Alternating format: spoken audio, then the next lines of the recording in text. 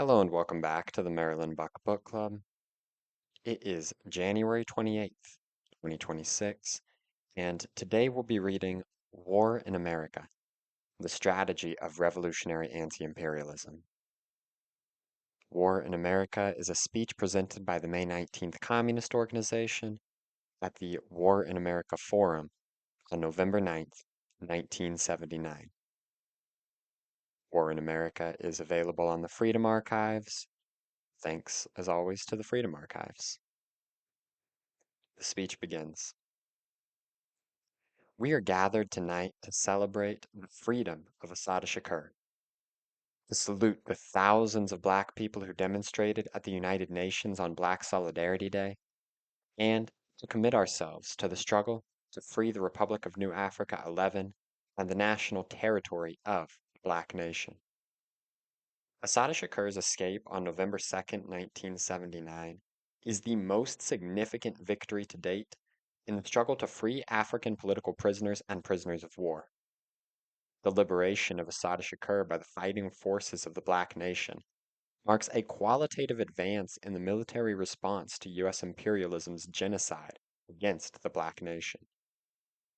It combats the imperialist strategy to contain and destroy the leadership of the Black liberation struggle through its counterinsurgency program, COINTELPRO, and shows that the Black national liberation struggle is and will tear down the concentration camp walls that imprison thousands of militant fighters.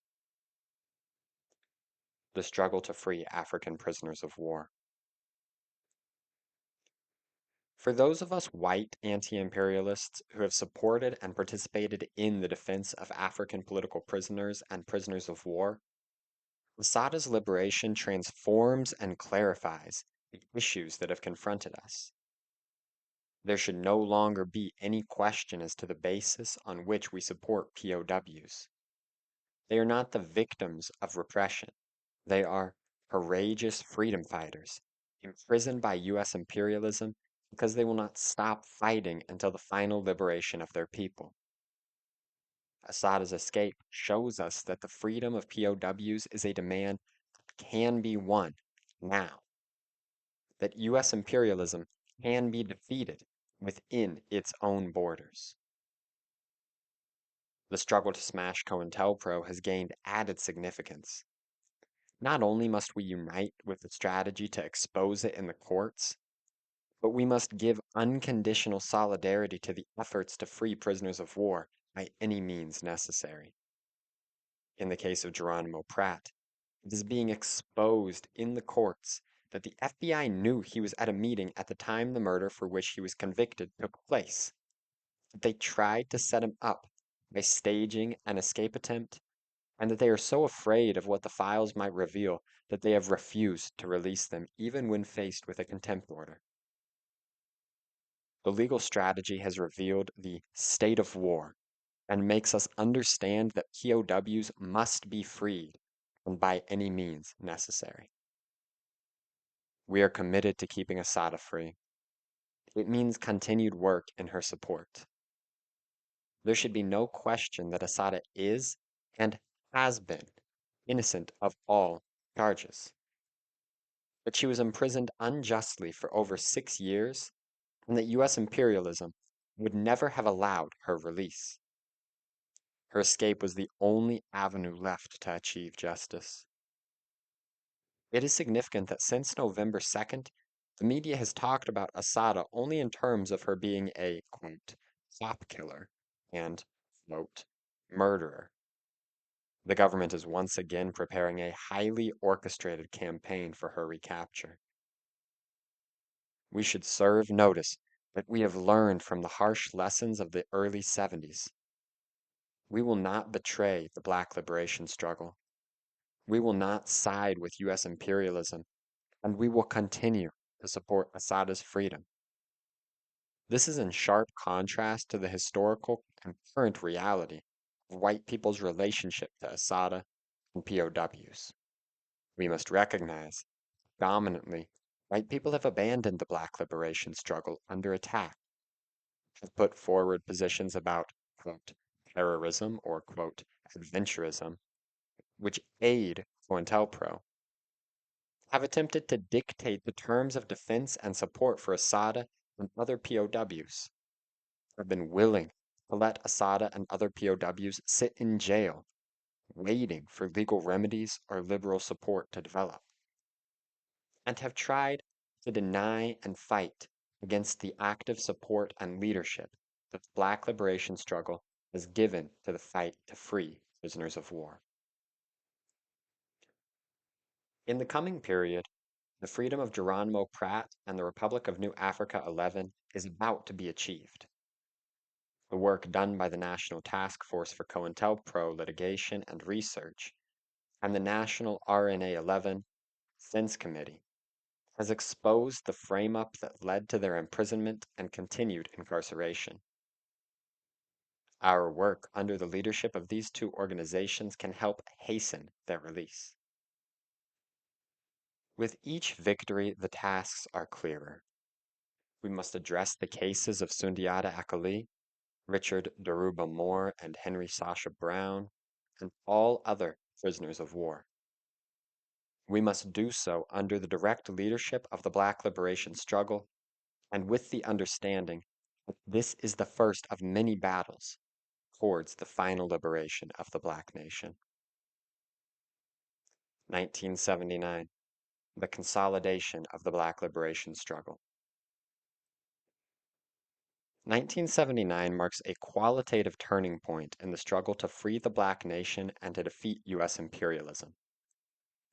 While the 1980s will bring about a higher level of repression and containment of revolutionary forces worldwide, we enter the 1980s with the knowledge that it is this coming decade that will decisively deal death blows to the system as we know it.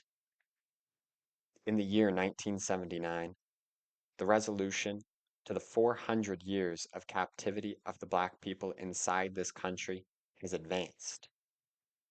When the slain African freedom fighter, Alogbala, rose up and walked into that New Jersey prison and freed Assata Shakur, it was an act of war, not on the terms of U.S. imperialism, but on the terms of the new African nation. War in America is on, and it will not stop until the total liberation of the land and the winning of political independence and power. We enter the 1980s with major political and military victories.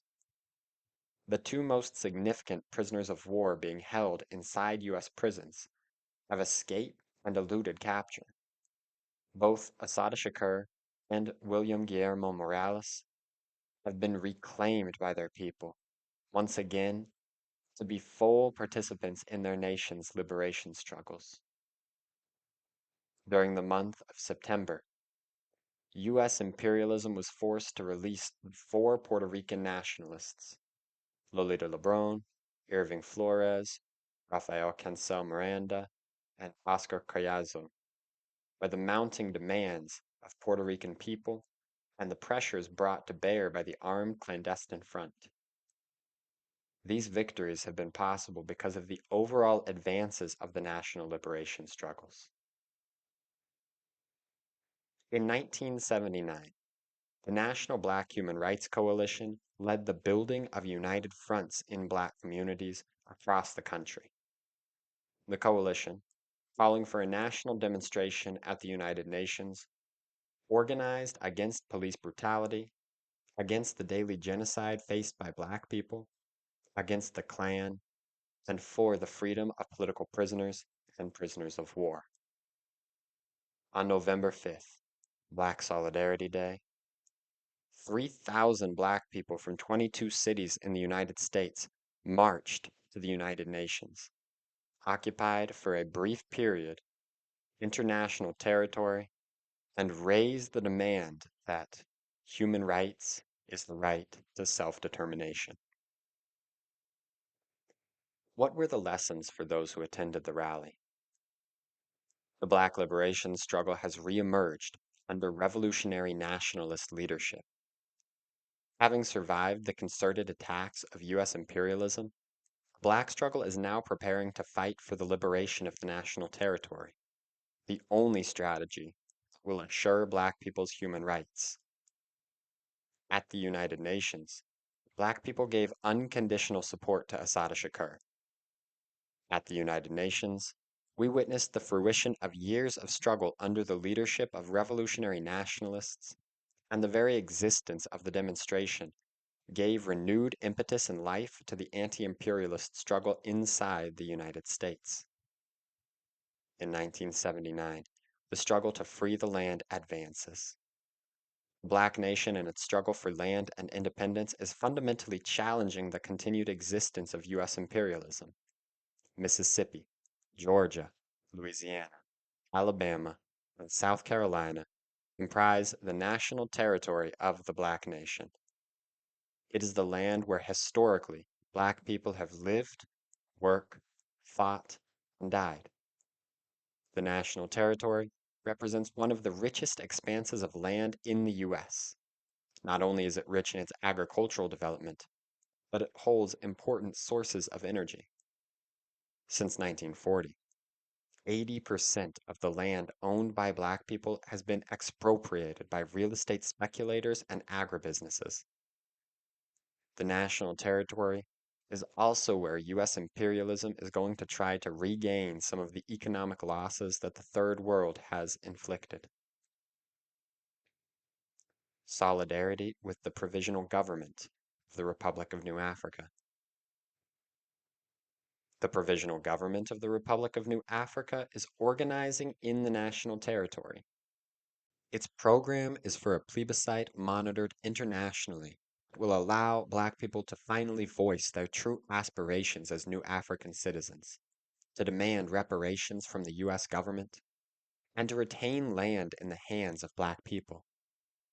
The struggle to free the land will release from bondage the labor and creativity of 30 million Black people who have been exploited and oppressed for the benefits of U.S. imperialism and use it to build a free and independent new Africa. It is 11 years since the founding of the Provisional Government of the Republic of New Africa.